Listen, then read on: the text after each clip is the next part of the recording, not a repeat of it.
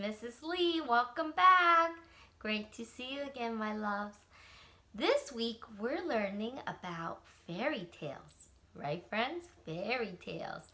Now, I know you know many fairy tales, but we have some traditional ones from long time ago that are very popular and very good. And they all teach us a good lesson. So let me show you this book. Can you see?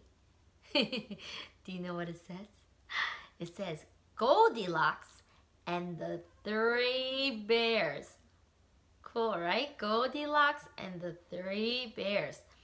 Now this is one version of the original story and it's retold and illustrated by James Marshall.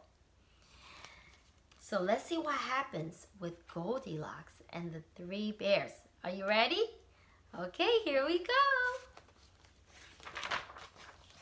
Once upon a time, actually it says once in this one, there was a little girl named Goldilocks. What a sweet child, said someone new in town.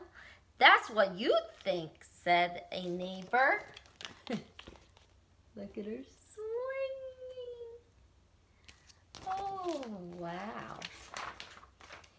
One morning, Goldilocks' mother sent her to buy muffins in the next village. You must promise not to take the shortcut through the forest, she said. I've heard that bears live there. I promise, said Goldilocks, but to tell the truth, Goldilocks was one of those naughty little girls who do exactly as they please. Oh. Look at her.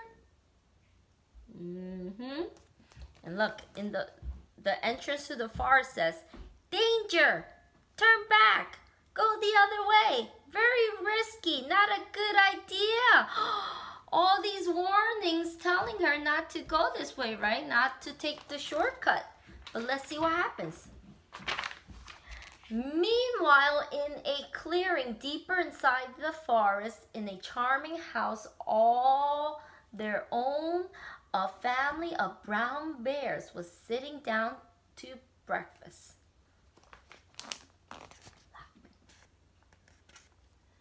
You see that? That's a pretty house. Patooey! Patooey, cried big old Papa Bear. This porridge is scalding. I burn my tongue. I'm dying, cried Baby Bear. Now really, said Mama Bear, who was of medium size. That's quite enough. I know, said Papa Bear. Why don't we go for a spin while the porridge is cooling? Excellent, said Mama Bear. So they got on their rusty old bicycle and off they went. Tra-la-la! Look at that family of bears. A few minutes later, Goldilocks arrived at the bear's house. She walked right in without even bothering to knock. What? On the dining room table were 3 inviting bowls of porridge. I don't mind if I do, said Goldilocks, helping herself to the biggest porridge. Oh, Goldilocks.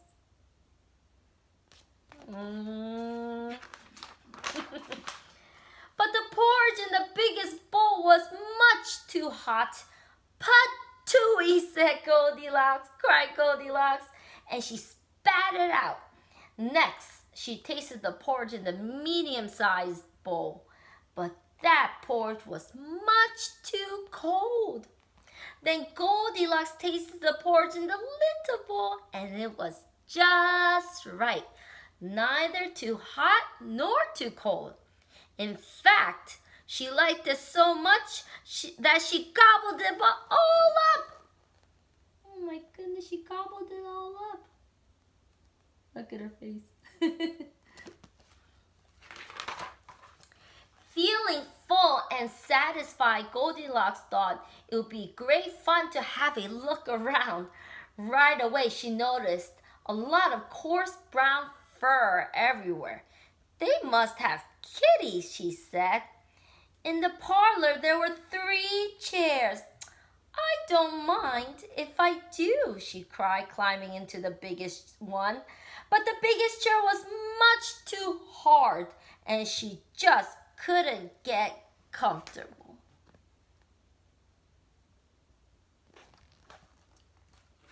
Let's see what happens. Next, she sat in the medium-sized chair, but that chair was much too soft, and she thought she might never get out of it. Then Goldilocks sat in the little chair, and that was just right. Neither too hard nor too soft. In fact, she liked it so much that she rocked and rocked until the chair fell completely to pieces. Oh no. Look what she did to the baby bear's chair.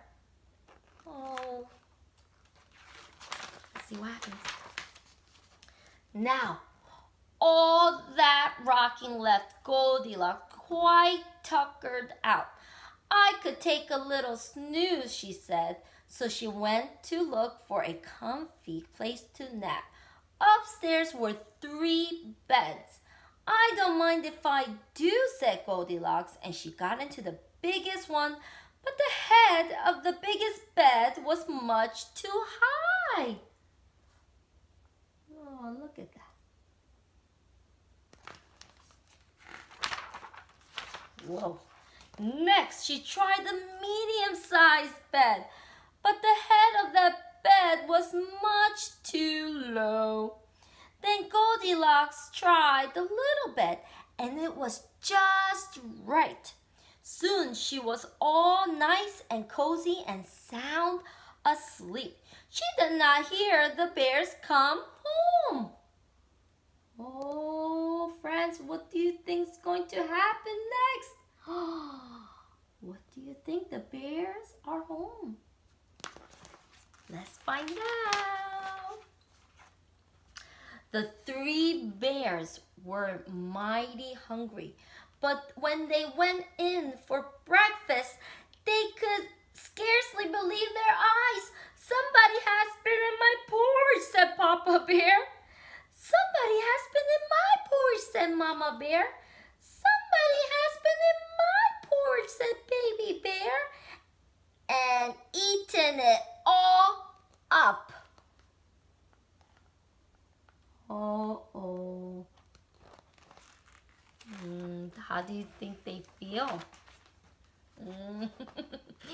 In the parlor, the 3 bears were in for another little surprise.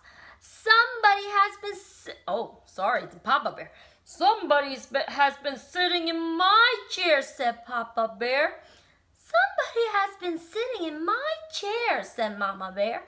Somebody has been sitting in my chair, said Baby Bear, and broken it to smithereens.